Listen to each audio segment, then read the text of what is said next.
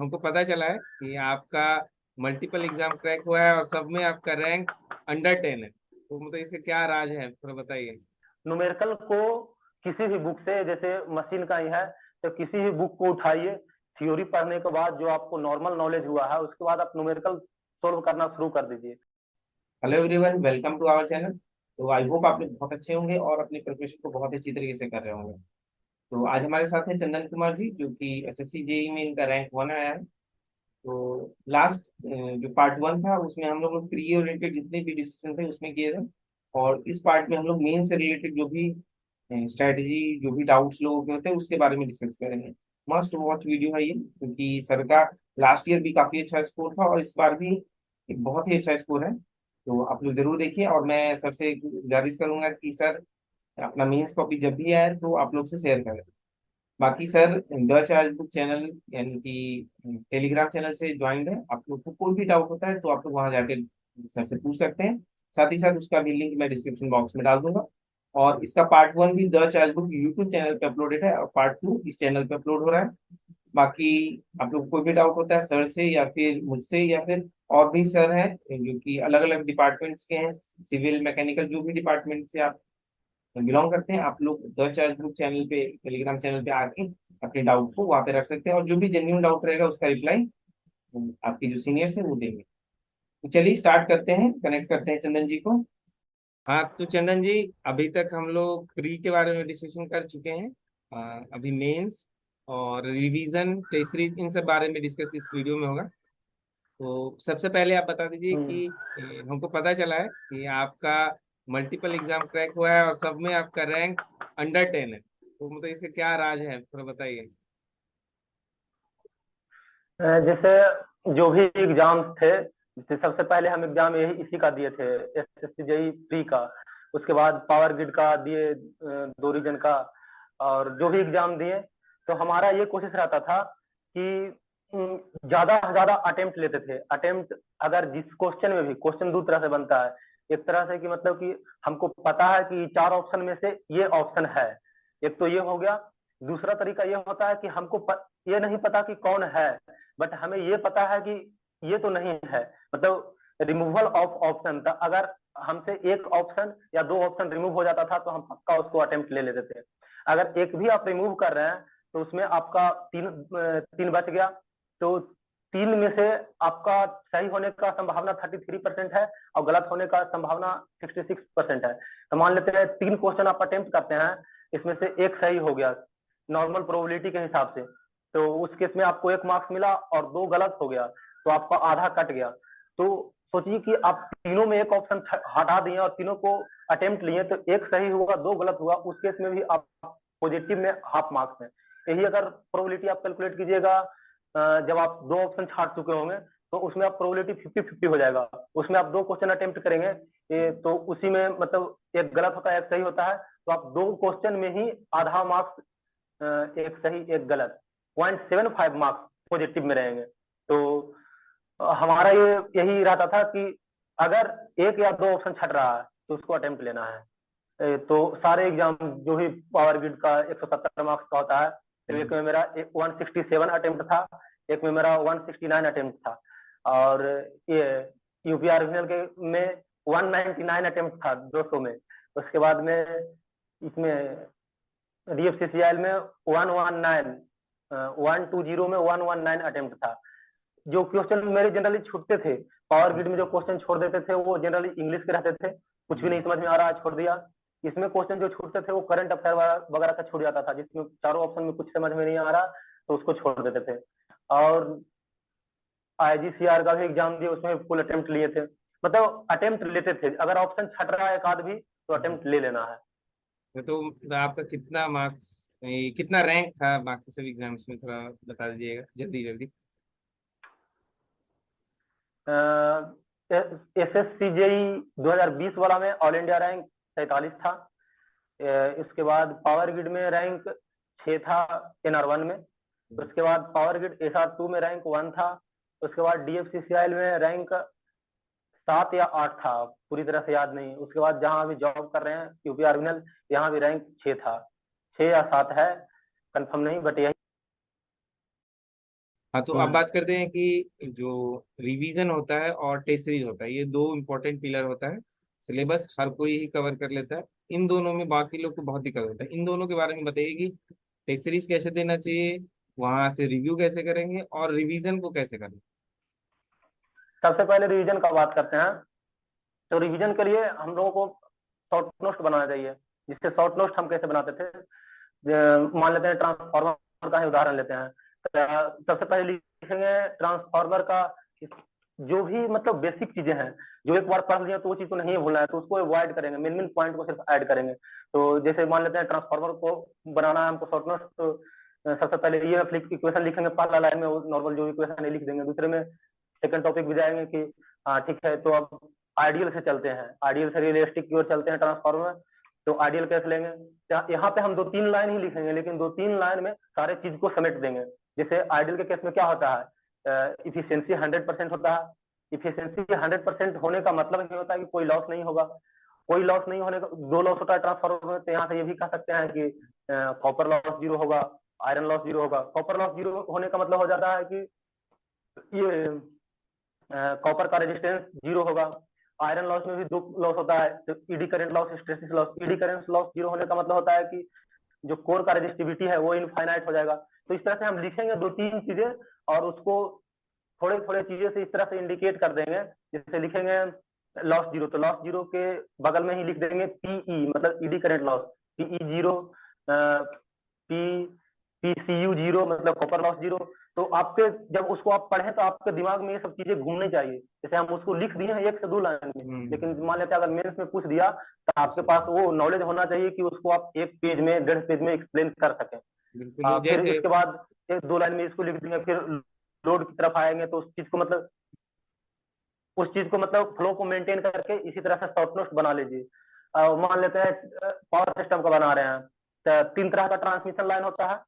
तो हम इस तरह से लिख सकते हैं कि three three types of transmission line. अगर मतलब शॉर्ट नोट्स है जितना कम से कम में लिखना है, तो लिखेंगे three type of transmission line, short, medium, long. और इसका वोल्टेज का एग्जैक्ट फिगर मुझे याद नहीं है, बट कुछ ऐसा होता है कि 20 केवी से कम होता है तो शॉर्ट आता है, और 20 विशेष से 100 होता है, 20 से 100 के भी तो मीडियम, और 100 से अधिक तो लॉन्ग। तो इसको हम इस तरह से लिखते थे, शॉर्ट, मीडियम, लॉन्ग। तो हम इस तरह से लिख देते थे 0, 0, 20, और फिर उसको में हाइफन दे देंगे, 20 से फिर 100, और फिर हाइफन दे करके ग्रेटर देन कर देते थे। और उसको ऊपर से रेकरिंग दे करके ऊपर लिख देते थे एस। फिर दूसरा को रेकरिंग किए, उसमें लिख दिए एम, मतलब मीडियम। उसके बाद फिर से रेकरिंग किए, उसको लिख दिए मतलब लार्ज, एल लिख दिए। यानी तो इस कि तरह से शॉर्ट नोट्स, मतलब हमारा ये कोशिश रहता है कि शॉर्ट नोट्स जितना कम से कम स्पेस में बन जाए। जितना शॉर्ट में हम बना हाँ, सके उतना अच्छा है। जो हमको नहीं याद हो पा रहा है उन सब चीज इसके को, और बाद एक और इम्पोर्टेंट उदाहरण। चीज। हाँ हाँ। और बोलिए।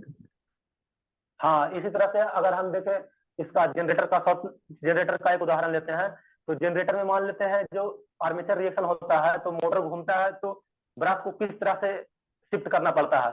तो इसको हम बनाए थे जब मोटर ए जी बी एम, मतलब अगर मोटर जिस डायरेक्शन में घूम रहा है उसी डायरेक्शन में जनरेटर के केस में घुमाते हैं, ब्रश को शिफ्ट करते हैं जनरेटर के केस में जिस डायरेक्शन में मूव कर रहा है उसी डायरेक्शन में। तो इसका हम ये शॉर्टकट बनाए थे ए जी बी एम, मतलब ahead in case of generator, behind in case of motor. जो डायरेक्शन है उसका रोटेशन का, उसी डायरेक्शन में, यानी अहेड करेंगे जनरेटर के केस में और बिहाइंड करेंगे मोटर के केस में।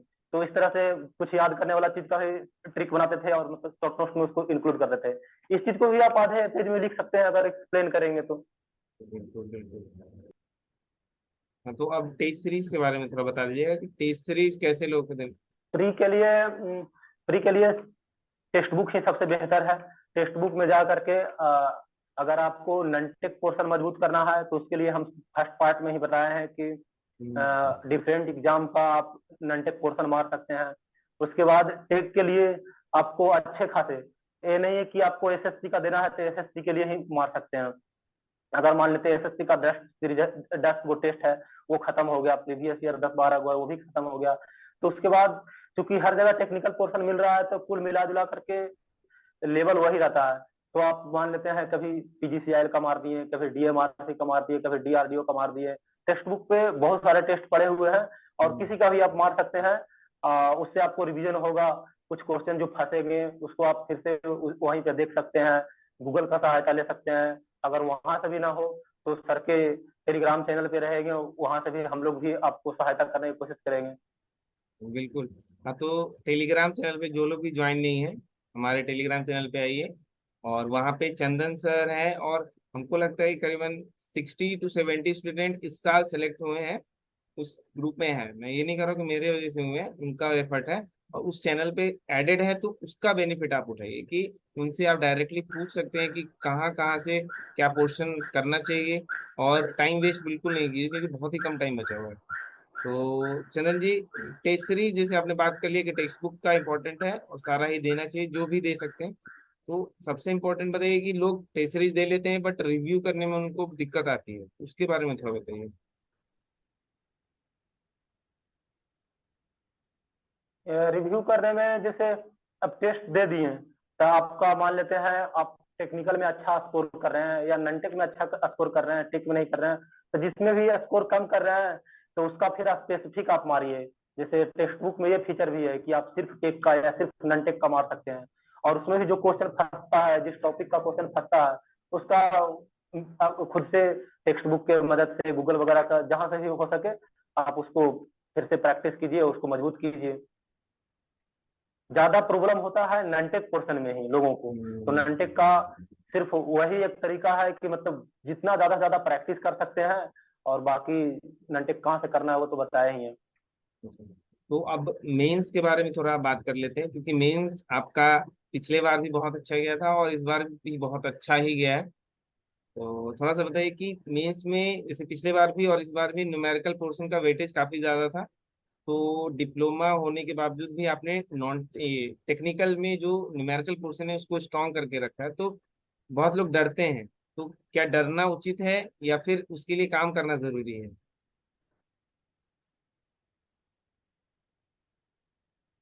मेरा मानना है उसके लिए काम करना जरूरी है। टेक्निकल को मतलब ये न्यूमेरिकल को कह सकते हैं दो धारी तलवार होता है। ये आपके लिए बहुत अच्छा भी हो सकता है। आपको काफी ऊपर ले जाकर किसी खड़ा कर सकता है या काफी नीचे भी ला करके खड़ा कर सकता है। न्यूमेरिकल में अगर सही होते हैं तो मान लेते हैं 25 मार्क्स का 20 मार्क्स का है। अगर आपको सही होगा तो एक पेज में भी बना हुआ है न्यूमेरिकल, तो आपको 25 में 25 मार्क्स पूरे मिल जाएंगे। लेकिन अगर गलत होता है और एक पेज आप लिखे हैं तो हो सकता है 5-7 मार्क्स ही देख करके खत्म कर दिया जाए या हो सकता है 0 मार्क्स भी मिल जाए। तो लेकिन न्यूमेरिकल ये थ्योरी में क्या होता है कि थ्योरी अगर आप लिख देते हैं तो आपको अगर 10 मार्क्स का है तो खराब भी लिखेंगे तो 5 से 6 मार्क्स तो मिल ही जाएगा। बट उसमें लिखना ज्यादा होता है। जैसे इसी बार का देखें तो एक वो जो 4 क्वेश्चन शुरू से बना दिए थे, उसके बाद पांचवा छठा था। तो छठा में एक था सिंक्रोनस मोटर का न्यूमेरिकल। तो मुझे पूरी अच्छी तरह से वो नहीं आ रहा था कि सही होगा या गलत होगा। बट फिर देखे कि इसके ऑप्शन में एक थ्योरी, थोड़ा सा थ्योरी टाइप का है और इलेक्ट्रॉनिक्स का पेपर था। तो हम कहें कि चलो रिस्क ले ही लेते हैं और हमने बनाया। फिर हम बाहर आकर के देखे थे तो हमको डर इसलिए लग रहा था ना क्योंकि हमको देख करके ही लग रहा था कि इसमें हम एक इक्वेशन लिखेंगे मोटर का और कैलकुलेटर में एंगल सहित वैल्यू सिर्फ भरेंगे और क्लिक करेंगे, आंसर आ जाएगा। और हम्म, वही हुआ भी। बट हम किसी तरह से उसको 2-3 लाइन खींचे तो आधा पेज तक गया। और मुझे ऐसा लगता है जिस हिसाब से मार्क्स आया है तो बिल्कुल। मेरे आंसर आ गए थे तो मुझे मार्क्स मिल गए हैं, ऐसा मुझे लग रहा है। तो अब बात करते हैं कि न्यूमेरिकल करें कैसे। तो न्यूमेरिकल के लिए जिस तरह से पहले बताया कि न्यूमेरिकल से डरिए नहीं। न्यूमेरिकल को किसी भी बुक से, जैसे मशीन का ही है तो किसी भी बुक को उठाइए। थ्योरी पढ़ने के बाद जो आपको नॉर्मल नॉलेज हुआ है उसके बाद आप न्यूमेरिकल सोल्व करना शुरू कर दीजिए। और न्यूमेरिकल में हर एक न्यूमेरिकल को सोल्व मत कीजिए। जैसे आप देख रहे हैं कि मान लेते हैं ट्रांसफार्मर का ही बात कर रहे हैं तो ईएमएफ निकालना है, हर एक चीज दिया हुआ है। तो आप देख रहे हैं कि हर चीज दिया हुआ है और इसको वैल्यू पुट करेंगे और ये चीज आ जाएगा, तो उसको हम नहीं करेंगे। हम देखेंगे कुछ अच्छे क्वेश्चन, जैसे उसमें और आगे बढ़ते जाएंगे आगे बढ़ते जाएंगे तो आपको देख करके लगेगा कि नहीं इस क्वेश्चन में थोड़ा लेवल है, चलो इसको सोल्व करके देखते हैं। तो जब आप वैसे क्वेश्चन को सोल्व करने लगेंगे ना तो जो क्वेश्चन आप छोड़े हैं वो क्वेश्चन तो ऐसे ही सोल्व हो जाएगा। तो इसी तरह से इसका एक बेनिफिट ये होता है कि आप कम समय में ज्यादा से ज्यादा न्यूमेरिकल को सोल्व कर पाएंगे। प्लस में जब इस तरह से आप करेंगे और अच्छे न्यूमेरिकल सोल्व करेंगे तो आपका वो बूस्टअप होगा, मतलब अंदर से कॉन्फिडेंस बूस्टअप होगा, और आप कम समय में मतलब ज्यादा कवर अप कर पाएंगे, ज्यादा सब्जेक्ट्स को कवर अप कर पाएंगे। यही स्ट्रेटजी के कारण ही इधर हम जॉब करते ही हुए 2 से 3 घंटे ही समय मिल पाता था, तो हम बहुत ज्यादा नहीं कर पाते थे। तो इसी तरह से हम मतलब देखते थे और देखे डाटा कि हाँ इस तरह से हो जाएगा तो उसको स्किप कर दिए, फिर देखे इस तरह से हो जाएगा तो उसको स्किप कर दिए, कुछ अच्छे सिलेक्टेड क्वेश्चन ही कॉपी पर बनाते थे। अच्छा, तो हमको लगता है कि इस बार का जो मेंस पेपर है उसके बारे में डिस्कस करने से ज्यादा बेटर होगा कि आपसे लास्ट ईयर के मेंस के पेपर के बारे में बात किया जाए कि लास्ट ईयर जब आप फुल्ली प्रिपरेशन मोड में थे, जब आप फुल टाइम दे रहे थे, तो उस टाइम मेंस का प्रिपरेशन आप कैसे कर हम्म। रहे थे और कब आपने स्टार्ट किया था प्रिपरेशन? मेंस का एग्जाम होते ही स्टार्ट कर दिया था या फिर रिजल्ट आने के बाद? प्री का एग्जाम होते हैं, देखिए पिछला बार प्री हुआ था तो 138 मार्क्स आए थे। जैसे ये था कि गया में सब लोग ऐसा बोलते थे कि किसी का आज तक एसएससी जेई में रिजल्ट नहीं हुआ है, तो हमने पहला बार दिया और उससे पहले 152-53 कट ऑफ गया था, तो आंसर किया है तो हमने देखा 138 मार्क्स है, तो उम्मीद कम थी कि होगा। बट और लोग बोल रहे थे कि इस बार पेपर हार्ड आया है, मे भी हो सकता है। तो हम फिर और भी एग्जाम्स हैं, जैसे पावर ग्रिड का फॉर्म फिल किए थे तो उसका तैयारी करने में लगे हुए थे। फिर जब देखे कि इसका रिजल्ट आ गया तो देखे कि जस्ट हम क्वालिफाई किए हैं, हमको मेंस में बहुत ज्यादा मेहनत करना पड़ेगा। तो उस समय भी और ज्यादा पेपर थे, तो हम हमारा ज्यादा फोकस उन्हीं सब पेपरों की तरफ था। वो सब पेपर देने के बाद भी बट बीच बीच में इसका भी चलते रहता था।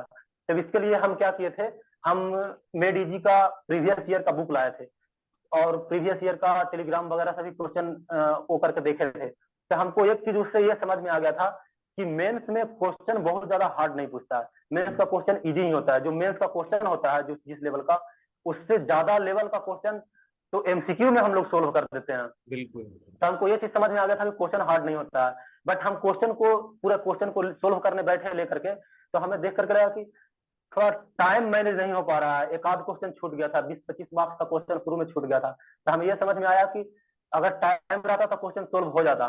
तो हमने अपना स्पीड बनाने पे ज्यादा मतलब समय दिया कि मतलब ज्यादा से ज्यादा न्यूमेरिकल पे फोकस करना है।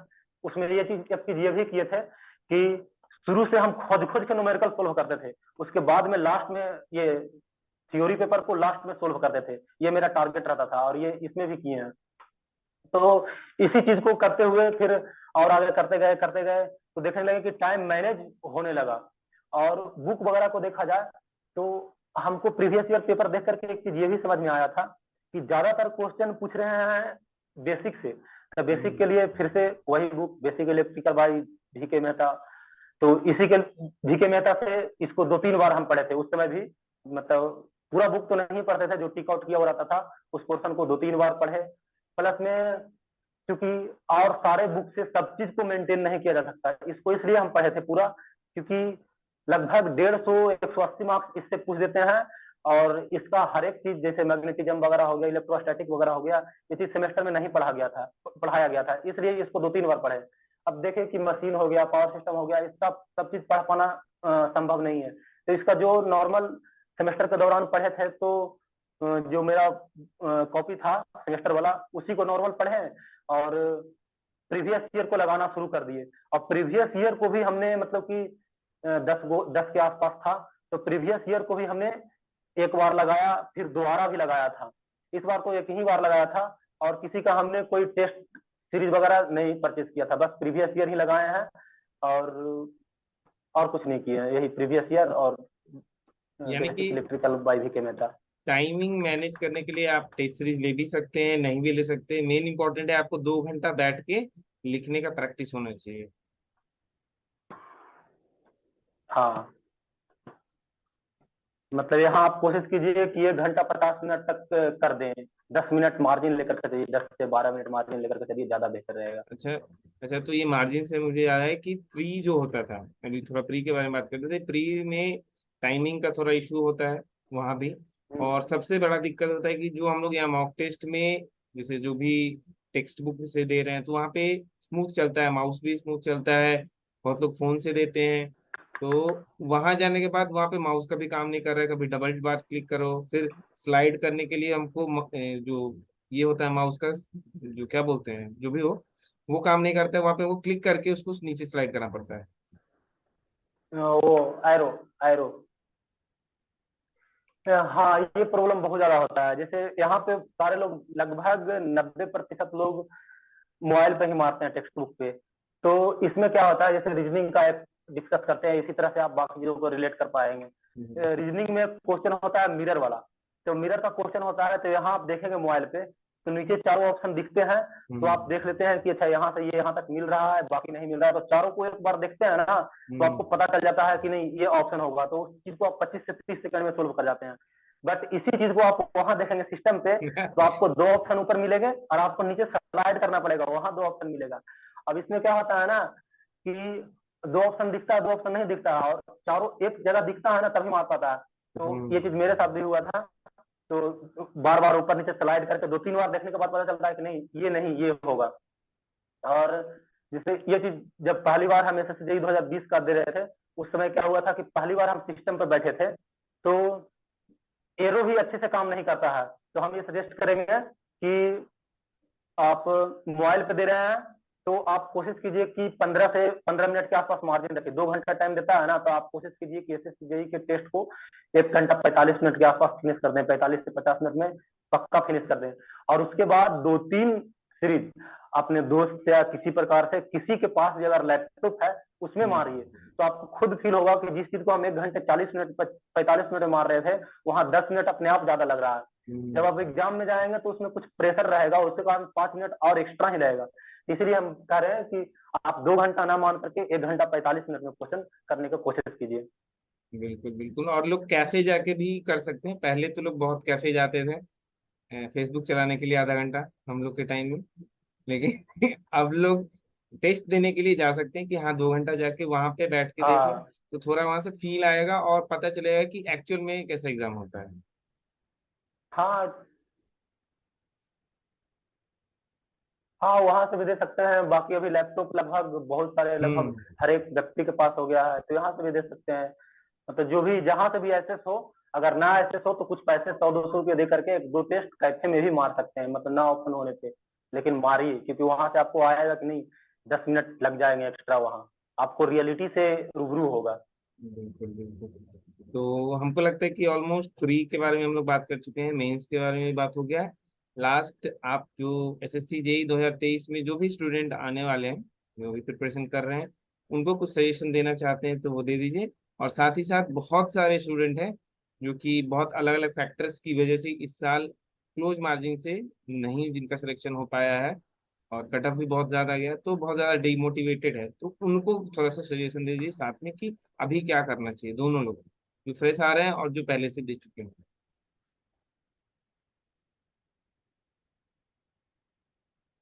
अभी जो 2023 की बात करें तो अक्टूबर में शायद एग्जाम होना है ना।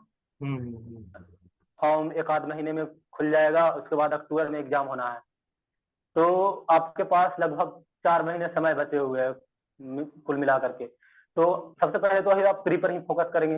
प्री में भी मेन आपका मार्क्स बढ़ सकता है, क्योंकि जो 3 साल में टेक्निकल मजबूत नहीं किया है उसका बहुत ज्यादा मजबूत, मतलब बहुत ज्यादा मेहनत करना पड़ेगा। और लगभग सारे लोग को इतना मजबूत हो जाता है कि टेक्निकल में 70 से 80 के बीच सारे लोग मार्क्स ले आते हैं नॉर्मल होने पे। हम्म। तो मेहनत ननटेक पे अच्छे से कीजिए तो आपका स्कोर बहुत अच्छा हो जाएगा। जैसे रीजनिंग में कोशिश कीजिए कि अच्छा स्कोर 45 के आसपास, 40 से ऊपर ही रहे। उसके बाद इसमें 25 से 30 आप जीके जीएस में भी कर सकते हैं, जो बताए उस चीज को, मतलब वहां से पढ़ करके और मॉक टेस्ट लगा सकते हैं। और उसके बाद में अ, इन सारे चीज हो जाने के बाद आप कोशिश कीजिए कि हर एक, अभी शुरू में थोड़ा टाइम लंबा हो जाएगा, हर एक सप्ताह कम से कम एक फुल लेंथ का 200 मार्क्स का जरूर मारिए। उससे आपको पता चलेगा कि कहाँ पे मेरा अभी कमजोर है, किस सेक्शन पे ज्यादा ध्यान देना चाहिए। अभी 10 दिन पे भी मार सकते हैं, बाद में नजदीक आते जाएगा तो उसको 5 दिन पर 6 दिन पर इस तरह से घटा करके 2-3 बचा करके लास्ट के लिए छोड़ दीजिएगा। अगर मान लेते हैं आपको और मारना होगा, 2-3 ही बच रहा है, तो डिफरेंट एग्जाम का मार लीजिए।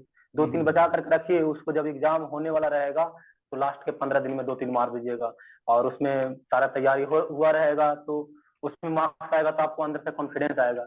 अब लोग ये भी पूछते हैं कि कितना मार्क्स को सेफ स्कोर माने कट ऑफ के लिए। तो कोई भी मार्क्स सेफ स्कोर नहीं होता है, इसके लिए डिपेंड करता है कि पेपर कैसा आ रहा है। बिल्कुल तो बिल्कुल। इसके लिए सबसे बेहतर है कि टेक्स्ट बुक ही है। टेक्स्ट बुक पे पूरे इंडिया के लोग, मतलब पूरा इंडिया का स्टूडेंट मार रहा है। तो लगभग 3-4 हजार लोग मारते हैं, अगर टेक्निकल वाले में, इलेक्ट्रिकल में 3-4 हजार जनरली मारते हैं। तो उसमें आप कोशिश कीजिए कि 150 के आसपास आपका रैंक आ रहा है, 100 से 150 के आसपास रैंक आ रहा है, तो आपकी तैयारी काफी अच्छी है। अगर 100 के अंदर आ रहा है तो फिर मान सकते हैं कि बेहतरीन, आपकी तैयारी बेहतरीन है। और कोई सेफ स्कोर नहीं होता है। स्कोर आपका 2018 वाला प्रीवियस ईयर मारेंगे, तो जैसे जैसे हो क्या रहा है ना कि हर एक ईयर पेपर का लेवल बढ़ता जा रहा है। तो 2018 वाला में आप मारिएगा तो हो सकता है आपको 60-65 भी आसानी से आ जाएगा। उसके बाद 20 वाला मारिएगा तो हो सकता है आप 150 तक रुक जाएंगे। और जो टेस्ट बनाएगा, डिजाइन करेगा, उसमें हो सकता है आपको 140 तक भी रुक जाएंगे। लेकिन 100 वो वहाँ 160 और यहाँ 140 भी लाएंगे ना, तो आपका रैंक देखेंगे कि लगभग रैंक वही रहेगा। तो स्कोर पे मत जाइए, आप देखिए कि आपका रैंक कहाँ रह रहा है। रैंक कोशिश कीजिए 150-200 के आसपास ही आप अपने आप को मेंटेन कीजिए। बिल्कुल। और बस अपने आप को इम्प्रूव करते रहना है, टेस्ट सीरीज से जहां जहां गलती हो रहा है बस यही करते रहना है कि मेरा हर एग्जाम में, हर मतलब जैसे आज मॉक टेस्ट नहीं है, इसके बाद मान लीजिए 10 दिन बाद देना है या फिर एक हफ्ते बाद देना है, तो 2-3 नंबर वहां से बढ़े, इस टाइप का मेरा प्रैक्टिस होना चाहिए और पढ़ना है इस टाइप से। हम्म। तो ठीक है चंदन जी, जी। बहुत अच्छा लगा आपसे बात करके, और बहुत अच्छे तरीके से आपने हर एक चीज को बताया।